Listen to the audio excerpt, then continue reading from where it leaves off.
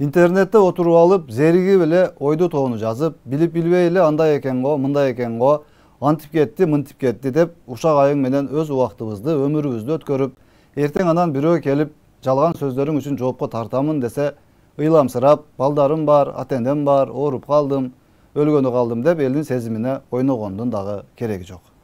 Бирөөнү орунсуз эле шыбап жазып алып, анан астына 100-200 адам лайк басып, 50-60 адам ой молодец, сен күчтүүсүң деп жазып койсо, ол угуп, мен кыйын экенмин, президент эле болуп алсам болчудай деп, мага эч ким тие албайт, камаса ушунча эл журт чыгып мени митинг кылып жүрүп куткарып алат, түрмөдөн баатыры болуп чыгамын деп, куру кыялдарга азгырылбастан, жөн эле түз болуп жашооңузду уланта бергениңиз оң. Анткени сизге бир нерсе болсо, Facebook же Instagramдагы бир дагы адам сиз үчүн эч жерге барбайт дагы, эч нерсе кылбайт дагы. Анын өзүнүн жашоосу бар. Сиз камалып кете бересиз, а сизге класс басып, комментарий жазгандар болсо, дагы башкага класс басып, комментарий жазып жүрө беришет. 1-2 күн баланчага боштондук, түкүнчүгө боштондук деп коюшу мүмкүн, а бирок проблеманын баарын сиз өзүңүз чечишиңиз керек болуп калат.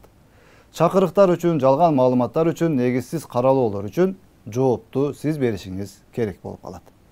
Андыктан айрыкча Facebook эйфориясына кирип алуудан сактанып, а эгер кирип алган болсоңуз, анда мүмкүн болушунча тезирээк өзүңүзгө келүүгө аракет кылсаңыз, өзүңүз үчүн жакшылык кылган болосуз.